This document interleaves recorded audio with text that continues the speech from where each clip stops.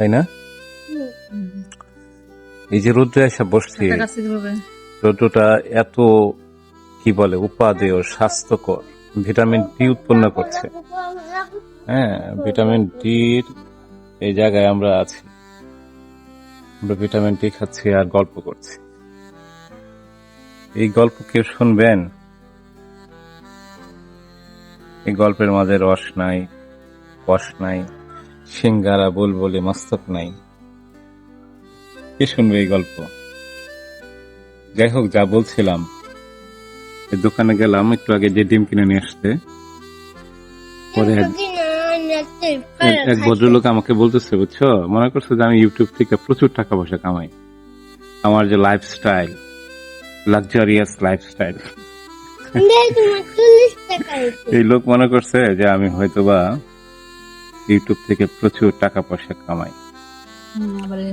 পরে সে আমাকে প্রশ্ন করতেছে যে আপনি তো অনেক কবিতা টবিতা দেন ফেসবুকে, আপনার কবিতা আমি দেখি, কবিতা পাঠ করেন আপনি ফেসবুকে, হ্যাঁ, কেমন টাকা পয়সা আসে?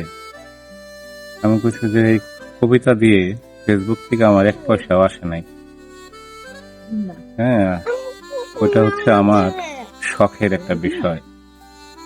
আমার কবিতার ভিতরে একটা নিবেদন আছে, আমি যেহেতু লেখালেখি করি, বেসিক্যালি কবিতাই লিখি, যার কারণে আমি কবিতা পড়তে ভালোবাসি। আমার কবিতা পৃথিবীর সমস্ত কবিদের কবিতা যদি আমি একদিন পড়তে পারতাম, তাহলে আমার খারাপ লাগতো না, আমার ভালোই লাগতো। পরে টাকা পান না, তাইলে কবিতা পড়েন কেন? পরে এই লোক বলতেছে টাকা পান না, তাহলে পড়েন কেন? এটাই তো একটা বিষয়। পৃথিবীতে অনেকেই অনেক কিছু পায় না, হ্যাঁ, অনেকে অনেকের ভালোবাসা পায় না, কিন্তু তবুও তাকে পাগলের মতো ভালোবাসে। কিছু কিছু মানুষ তখন বলে যে তোমার তো হ্যাঁ ভালোবাসে না, তো তুমি কেন তারে ভালোবাসো? হ্যাঁ, কিন্তু এই ভালোবাসার যে ব্যাখ্যা ওইভাবে দাঁড় করানো যাবে না।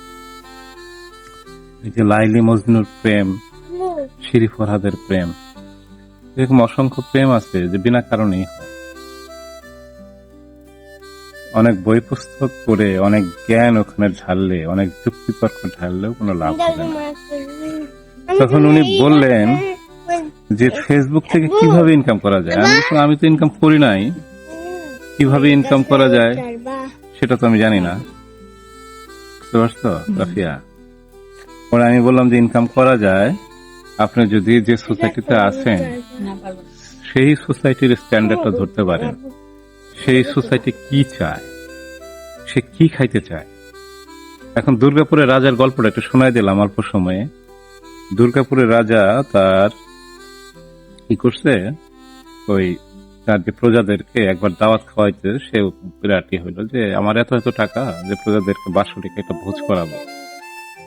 প্রজাদেরকে ডাকলেন উনি ডাকা খুব মাছ মাংস দুধ ডিম যা কিছু আছে, পিঠা পায়েস, মানে রাজভোগ যাকে বলে, এটা খাওয়াইলেন। খাওয়ানোর পরে খাওয়া দাওয়া করে প্রজারা বাড়িতে চলে গেল, এবং রাজা তো বুঝলো না যে প্রজারা সন্তুষ্ট কিনা। তখন রাজা ওই প্রজাদের মাঝে তার দূত পাঠালেন যে এই যে তোমরা যে দাওয়াত খাইলা, দাওয়াত খাওয়ার পরে তোমাদের অনুভূতি কি? তখন প্রজারা বলল যে রাজায় কি খাওয়াইছে, পিছলা পিছলা লাগছে, এটা কি রাজভোগ কয়? এটা পিছলা পিছলা খাওয়ান, কি খাওয়াইছে? পরে দূত এসে রাজাকে বলল যে আপনার যে প্রজারা তারা বলছে রাজায় কি খাওয়াইছে, পিছলা পিছলা লাগছে, হ্যাঁ, এটা লাগে পিচ্ছিল পিচ্ছিল লাগছে আর কি। তখন রাজা বললো যে তাহলে ওদেরকে কি খাওয়ানো যায় যাতে করে ওরা খুশি হয়? পরে বলছে বাঁশের চোঙ্গার ভেতরে, হ্যাঁ, শুটকি, যেটা বলে এগুলো চাপা চাপা শুটকি ঢুকাইয়া বেশি করে মরিচ টরিচ দিয়া একেবারে ছেঁচে ওইটাকে পেঁয়াজ রসুন দিয়ে ভালো করে ভর্তা বানায় ভাত খাওয়াবেন, মোটা চালের ভাত আর ডাল। রাজা বলে আবার আয়োজন করলো, এবং যথারীতি প্রজারা আসলো, আইসা খাওয়া দাওয়া করলো।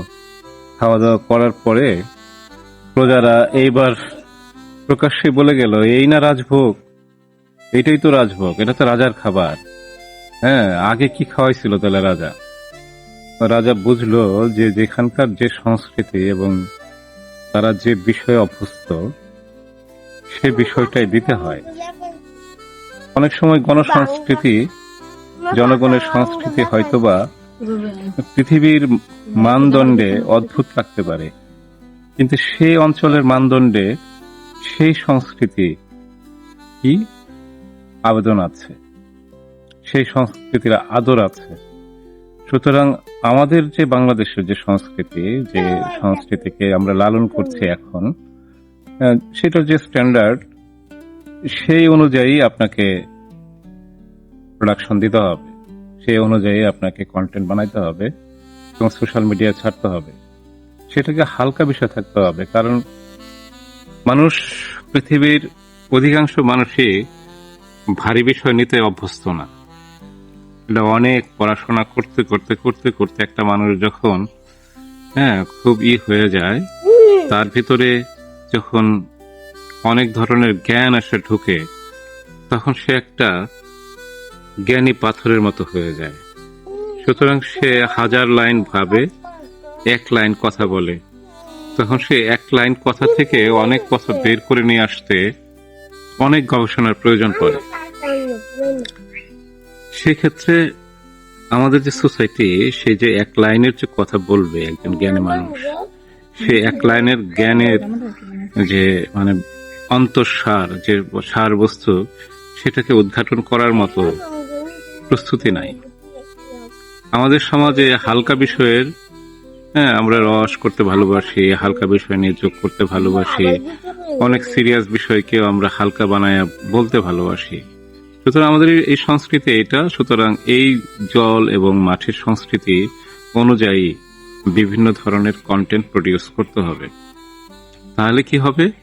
সেটা হলে গিয়া জনগণ খাবে। এখন 2টা বিষয় আছে, যে জনগণ কি খাবে সেটাই আপনি খাওয়াবেন, নাকি আপনার গান, জ্ঞান, প্রজ্ঞা এবং আপনার অনুশীলন দ্বারা যে আপনাকে উৎকৃষ্ট বিষয় যেটা বুঝেছেন সেই বিষয়টাকে অভ্যস্ত করবেন, সেটা আপনার বিষয়। এখন আপনি যদি চান যে আমার টাকা লাগবে, তখন সাধারণ মানুষের যে সংস্কৃতি, বাজারের যে সংস্কৃতি, সেই সংস্কৃতি অনুযায়ী আপনাকে প্রোডাক্ট বানাতে হবে, পণ্য বানাতে হবে।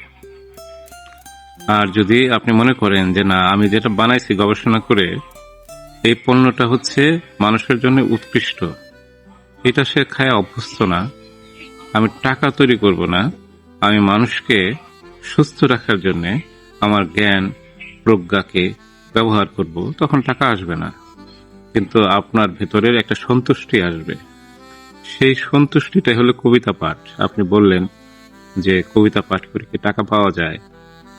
আমি তো সেই সন্তুষ্টির জন্য কাজ করি, টাকার জন্য কাজ করি না। টাকা কার না ভালো লাগে? সবারই ভালো লাগে, সবারই প্রয়োজন, আমারও প্রয়োজন আছে।